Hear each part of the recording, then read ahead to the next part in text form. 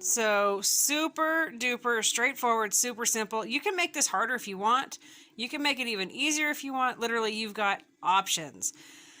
Because there's 4 of us and I try to cook extra, especially with my husband, he's at work. I like to cook extra so I can send it with him for work lunch. I have 3 pounds of burger in here cooking. Now you don't have to use burger. You could do meat strips. You could do whatever it is your taste bud, whatever tastes good to you, go for it. Knock yourself out.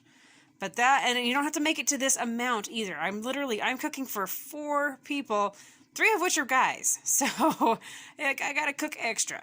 Anyway, that's 3 pounds of hamburger cooking right now. It's gonna get browned.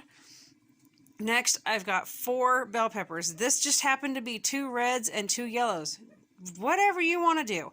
And then there's 1 really big onion that I'm putting in this. And honestly, I might toss in another one if I think it needs it. So you've got options here with your produce. This is your option. You could dice them, which like with kids, it's super easy to dice them and then they just cook it right on in. So pop your lid open.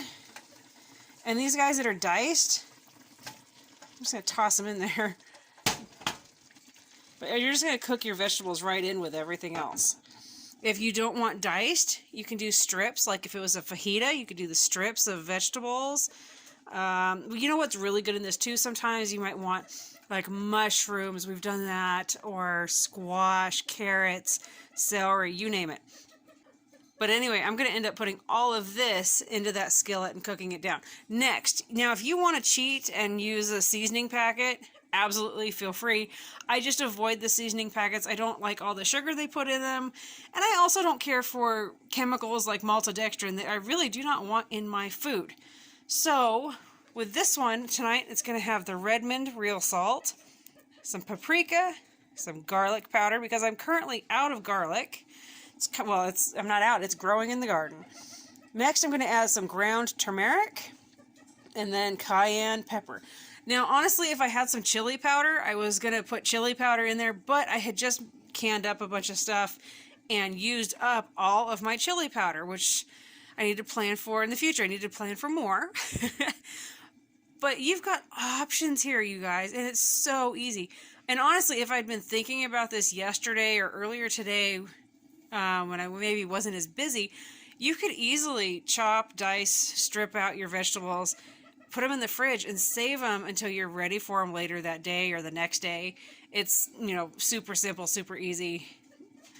But, I mean, and the peppers, you're just going to wash them up really, really good, slice into them, devein them, take out the seeds, and that's it for the peppers. The onion, I use practically everything. I mean, I do trim her up really good, make sure there's nothing yucky, of course. But the entire onion's going to get used, other than, the outside and the root balls, anything like that. My husband and I, we love the strips, whereas the oldest, he likes them now, but the youngest, if it's easier for a kid to pick it out and not eat it if it's large. If it's small, like these diced bits, it's just a little bit harder for them to pick it out and not eat it. So, and when it comes to these seasonings, if you're wondering about exact measurements, I do not have those because I literally season to taste. I will use more paprika than I will the cayenne pepper.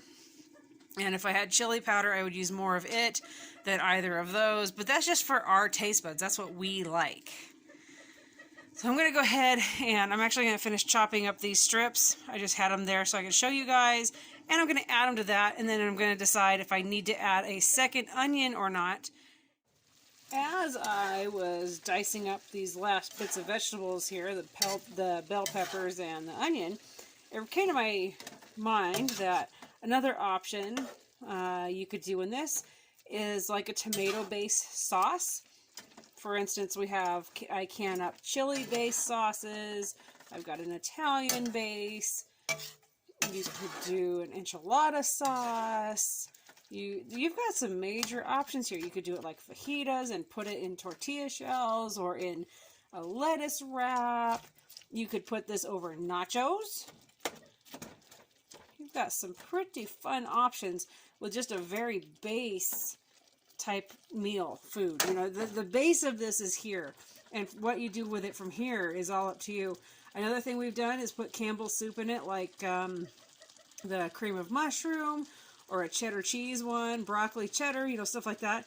And it's just kind of, what kind of food are you feeling like having? What kind of comfort food? Or are you feeling sassy? You know, I mean, you've got so many choices that you could be doing with this. So definitely hang on to this recipe, because just the base of this, and like I said, you don't have to do the peppers and the onion. You could put out any vegetables you want to change and put in, blah, blah, blah. And you've got something else just in this right here. Well, I knew as I was talking I was missing something more than just chili powder. Ground cumin. This stuff is like my secret ingredient when I make a lot of dishes. I love the deep, rich flavor that it gives. I love the smell. It's one of my favorite seasonings.